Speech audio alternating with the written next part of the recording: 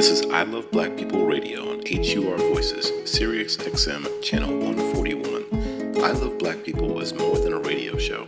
I Love Black People is a call from our ancestors to protect us from racial profiling all across the world. Go to iloveblackpeople.com and become a member today. Membership empowers you to live fearlessly and protect Black people globally from racism and xenophobia. Join us today and become a member of our global network with an online global green book with Black-owned and Black-friendly businesses to protect you and your community. Membership is free, and with you, we will become 10 million strong worldwide. I am because we are. And welcome to another edition of I Love Black People. We got a wonderful, amazing guest, a sister, not even a guest, a sister that I've known for years and years and years. Family. We have family on today. And I've been blessed that she was able to share some of her busy schedule with us. I just want to welcome our amazing sister, Sister RANDI B. Thank you for joining us on I Love Black People. Oh, what's up, fam? I'm so happy to be here. This is all, what I'm about, because I love me some Black people. So, yeah. Sure, you're right. Humbly, thank you. Well, tell our audience about some of the work that you do, have been doing. I think even when we were talking earlier, you started putting the number of years. I always think of you being so much younger than me. Or it's so ignorant, but I always think of it's such a weird, but literally, right. But now you start saying these numbers. I was like, well, you're my age. But so give us the story behind the story so we can get to what you're doing right about now. Okay, the story behind the story. I've always been interested in diversity, equity, and inclusion. Like I said, we didn't call it that, but that's always been my groove all my life. And I started a company 21 years ago, BRYANT Consulting Group, mainly doing change management. DEI was a part of that. And it's grown, right? The industry has grown. No. Give me Tuskegee. I'm not going to say it. Come on, take us back, sister. Take us all the way back to Tuskegee. Oh, Tuskegee. What do you want to know at Tuskegee? I was kicking it at Tuskegee. I want you to give. What did they say? I want them to know you care. What they say? They don't care what you know until they know you care. Tell them give them the HBCU. Give them come on. Oh yeah, okay. So I'm all about my family's all HBCUs. My mom was a professor at Hampton University. My grandparents went there. Everybody went there. They told me either you can go to Hampton or Tuskegee because they're sister schools. I wasn't going to Hampton because I knew everybody there. I was in lab school with Harvey's kids, the president. So I went to Tuskegee sight unseen and loved it, right? And absolutely just loved that. And, really have got from it that there's something magical that happens when Black people are with Black people. And everybody that looks at you sees possibilities in you. Right? Because I had also been that girl who'd been the only Black person in a Catholic school. I'd experienced both. And so I knew that getting Black people to have a sense of safety in the places that we go in every day was important to our whole mental health, to our success, helping us thrive. I mean, you know how it is. Tuskegee, how it uplifted us, how it made us just feel like anything was possible, that we were so loved I thought when I left college, I was it. Like I could do anything. Like Tuskegee gives you that, like that. You were it. You were it. You still it. Go ahead. No, but what I'm saying is like the possibility of what's is just like, just all in you. Right. And so, and I think that's with all HBCU. So I did bring that into my work as I've done in trying in this DEI field of knowing that you are suppressed when you are oppressed. You are not being who you fully are when people are not celebrating you, looking at you, and constantly trying to belittle you. And so how do I make things better for all of us? How do I? So give the transition. So we leave Tuskegee and you do all these, corporate super made. Give some of that flavor. I want to kind of get that kind of like, okay, because there was a moment that you probably had that epiphany where you said, look, I'm going to go do this, but there was some things that you went through, like some of that like tension, stress. Yeah, so went to Tuskegee, went to graduate school, went to postgraduate school to get my doctorate, started working at a tech company. That's when .coms were getting big, and they were like, RANDI, we want you to come in. And I did. Took the company public. So I have this, I guess the stress has been that I have worked for tons of Fortune 500 companies. I've been blessed.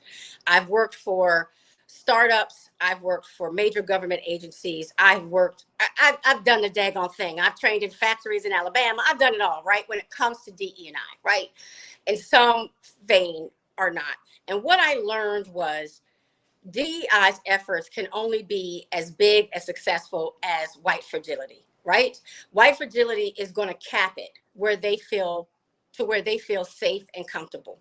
When you think about it, most of the people who've hired me, a DEI professional, have been Black, have been white, have been male, have been cisgender, have been heterosexual, and so marginalized groups, diversity, equity, and inclusion is not their big concern. They really don't care, but so much. And people need to be honest about that. When they bring someone like me in, it's really to look good almost. It's like, let's say we did this, not because they really want a lot done, right? And then when they do want things done, it must be done to the point that makes them comfortable. They really would like to minimize DEI efforts to a Martin Luther King speaker coming in, serving tacos at Cinco de Mayo.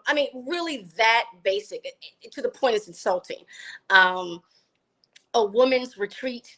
They really don't want to get the work done. And so you have marginalized folks, Black folks, us, suffering. If you look at the levels of isolation, they've done study after study after study of Black people in the workforce, which is essentially, for most of us, Black people in white spaces.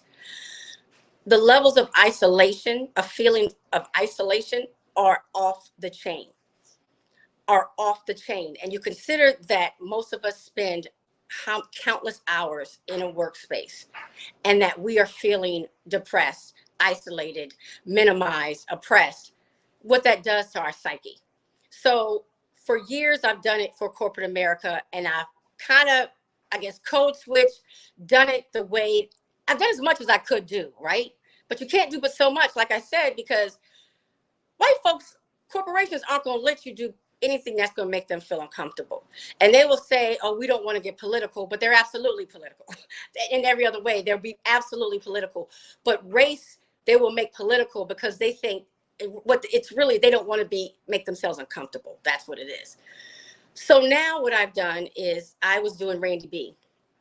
I had BRYANT Consulting Group. That was the proper professional upfront thing. On the side, as I became so frustrated, as I went to these companies and I saw my sisters and brothers struggling, and they would pull me to the side and want to talk to me, I said, I got to do something, right? So I started RANDI B. And at first I was fully anonymous, which shows you how much we're silenced. It's so funny to me. People are going off about CRT, how people are blocking critical race theory. And I said, people have been blocking us from talking forever, right? Since they wouldn't allow the enslaved to read, that they didn't allow us to talk and be together for a long period of time. It's the exact same thing. And so, when it comes to either social media, we're constantly being, tagged for inflammatory speech, hate speech, when it's not, it's just fact. When it comes to work, being able to, frankly talk about real issues facing us, they're going to do everything they can to dilute those conversations. Like, that's why the whole people of color thing. We can do people of color feels much safer than saying Black people, right? It widens the pool. And so I had to figure out a way that I could speak. But the sad part, like I said, is I felt like I had to do it anonymously. Now I retired. I said at 50 I was going to retire, and I'm doing RANDI B full time. I don't, and I'll be honest with you, I didn't think I'd ever make $1 from it. It really was my passion to talk frankly to Black people.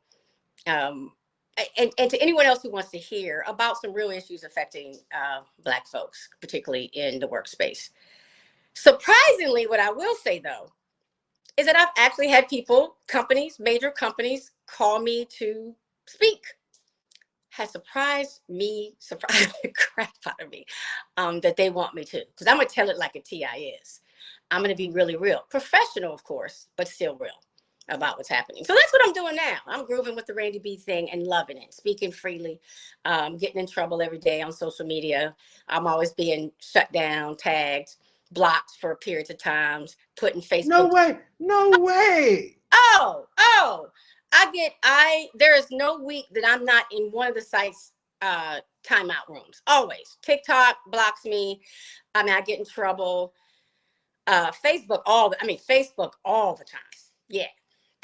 Wow, our social media is I love Black people. I know we're shadow banned. It's a weird, a weird way how we're treated. I love Black people. It's definitely.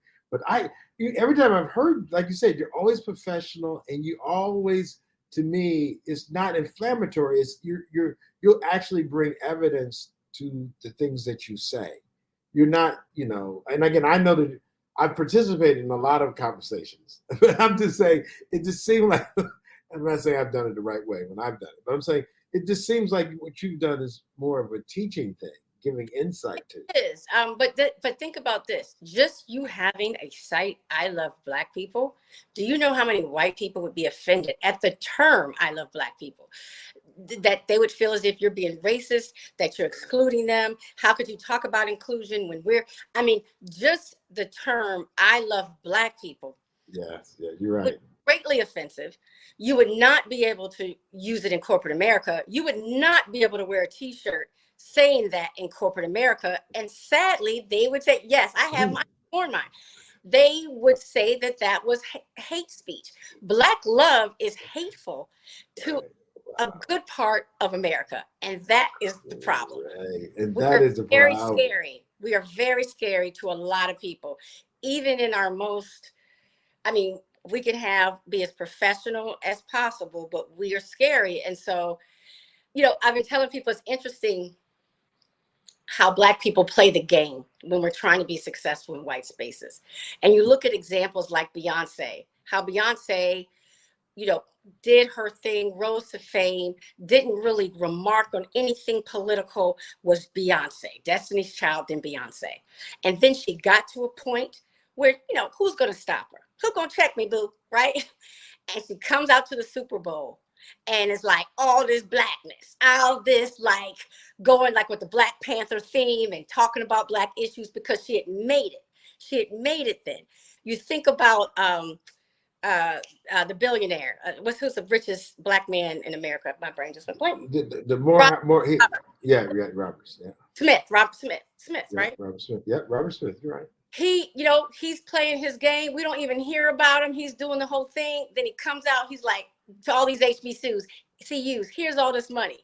To the Smithsonian, here's all this money. And then he starts talking about getting stopped in his car all the time, to the point that he stopped driving in New York and would only have a driver. He started talking about these issues after he made his money, after he got to the point where he felt able to do it, right?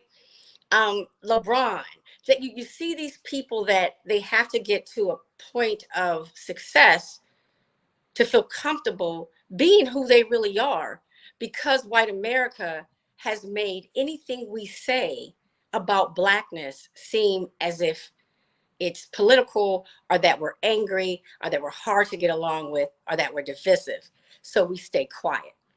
Wow, you just made me think. I had an uncle. He's late now. May he rest in peace. He used to rob people, like stores with no face masks. He would do bank robberies or like rob stores at gunpoint with no mask. And he had a little mental illness to him. So literally, like, you're supposed to at least cover your face so they don't recognize it. He would like literally rob them with the gun. And that being said, when you start talking about the pseudonyms, and I'm thinking about all the times I use Sinclair Skinner and did and said some of the most outrageous things. It just made me feel like, man, I've been robbing banks with my face. I'm like, I at least should have had a mask on. I at least could have came in there. That's, you know what I'm saying? I came in there and like, oh God. Look, I should have got the memo. There's a way, Claire. Listen, I think, wow, when you're saying this, I'm just literally looking, I'm just posing some decisions. And they weren't even decisions. I just did them. And I think because I started off being rejected in my pathway, when I say rejected, going through these things, the being accepted, I just gave up. What you're speaking to. That's power, though. There's power. It's power. It's cuckoo bird. But you're helping also talk about is what many of us or most of us are dealing with. And that's what I'm trying to say. Sometimes reconciling being an extremist that didn't put the mask on when you were sticking people up, like that dude's crazy. You sticking. Look, that doesn't make sense. Like one could actually make an argument about like literally was that rational. And I'm not saying, again, I get you saying it's a power and blah, blah, blah, but I'm like, you really spoke to me when you said that. And it literally made me think about Uncle who used to rob folks. Again, I'm using horrible metaphors. That comparison. And the funny thing is, one of the first and probably the most popular articles I've ever written was called The Mask We Wear, right? And the mask that we go in every day and wear when we go into corporate America. I think what has happened, what has been fascinating to me, is that after George Floyd was murdered, and I believe that everybody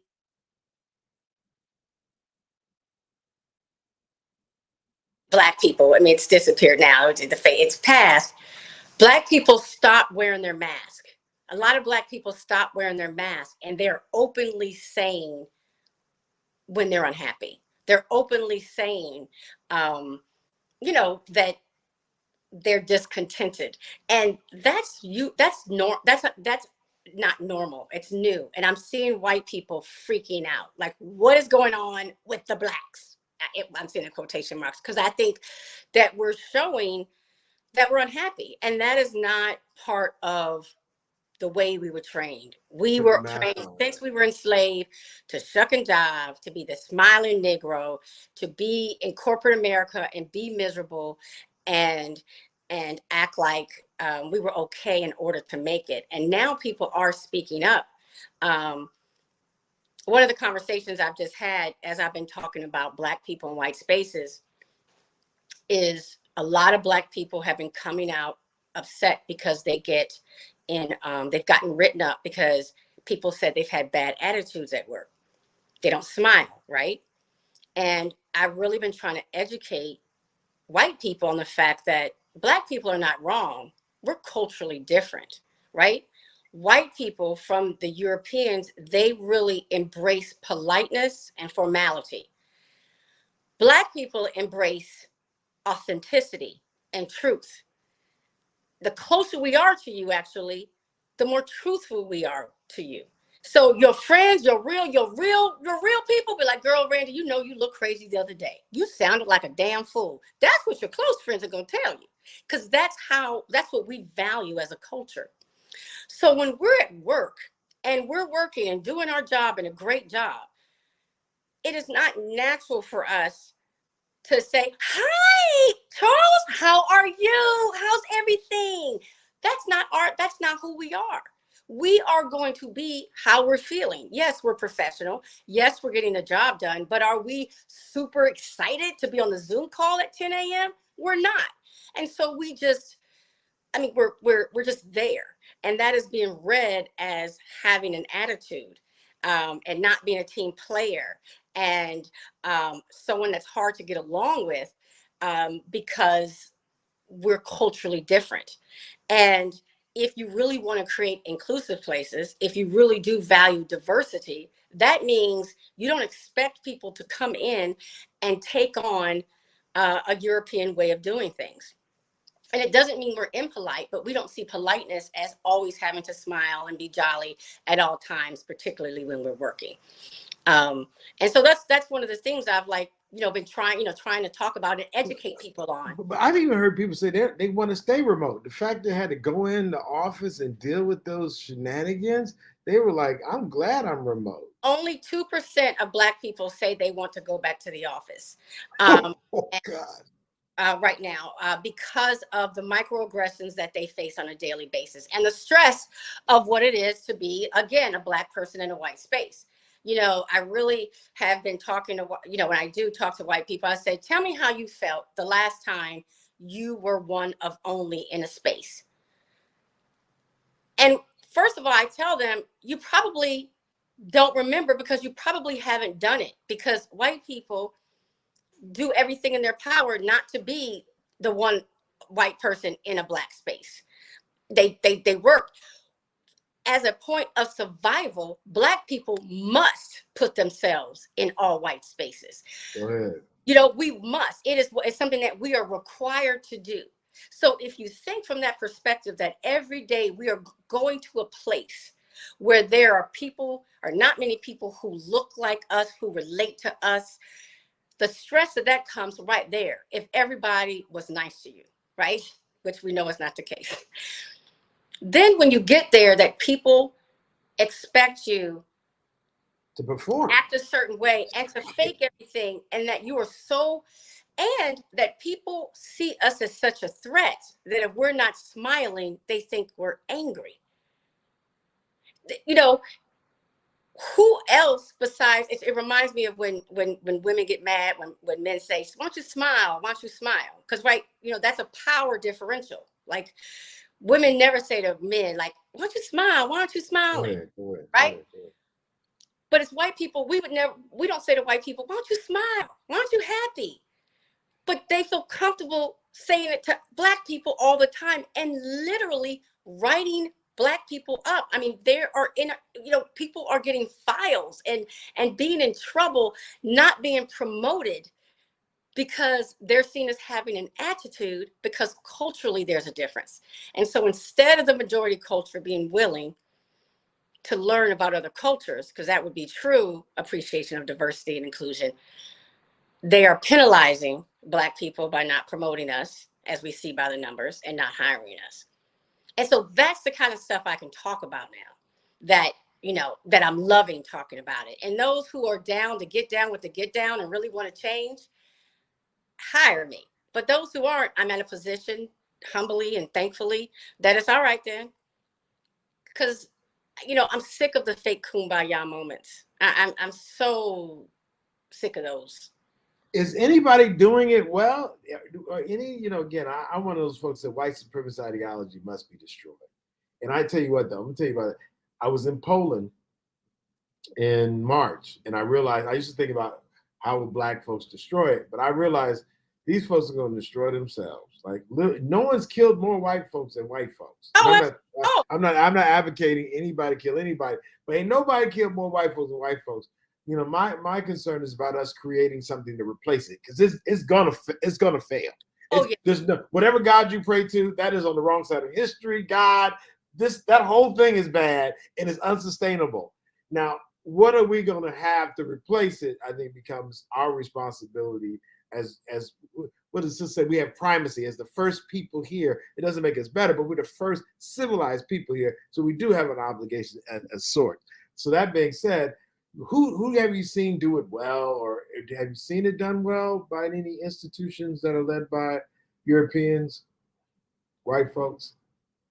I think that there's progress being made in some areas better than others. Like right now, how it is Pride Month, but it's also the month of Juneteenth.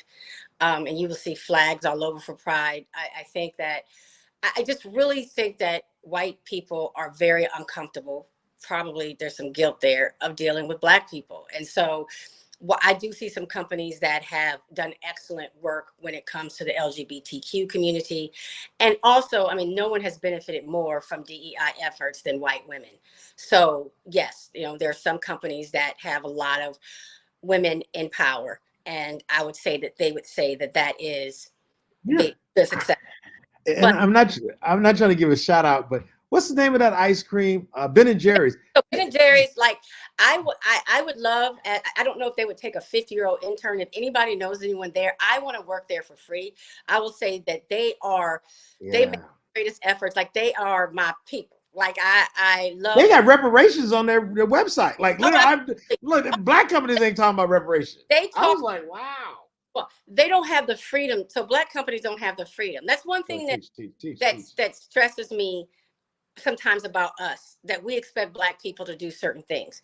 And we're talking about real issues. And I would just say that Black people need to recognize that we are so worthy, and of being paid well, of feeling good, of all the beautiful things that life offers us. I mean, I know we were taught to suffer, and then, by and by, or one day soon, or very soon, we will get rewarded. Like, believe that we need to be rewarded now, and that we're deserving now, absolutely deserving now, and to claim that.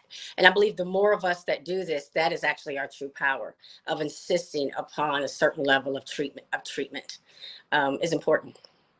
Well, humbly, sister, like you said, it might be a struggle, but we're not here to suffer. And I'm with you on No, that. I'm not, absolutely not. We're not here to suffer. Period. Full stop. So with that being said, and you being so sweet and wonderful, thank you so much. And we always leave the show with I am because we are. And I definitely am because of Randy P. Thank you, my ski sister, forever. I just love you, Mr. Sinclair. I love you more. I love you more. That's why we love you. That's why we love you. This is I Love Black People Radio on HUR Voices, Sirius XM, Channel 141. I Love Black People is more than a radio show. I Love Black People is a call from our ancestors to protect us from racial profiling all across the world. Go to iloveblackpeople.com and become a member today.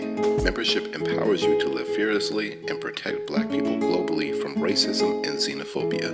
Join us today and become a member of our global network with an online global green book with Black-owned and Black-friendly businesses to protect you and your community. Membership is free, and with you, we will become 10 million strong worldwide. I am because we are.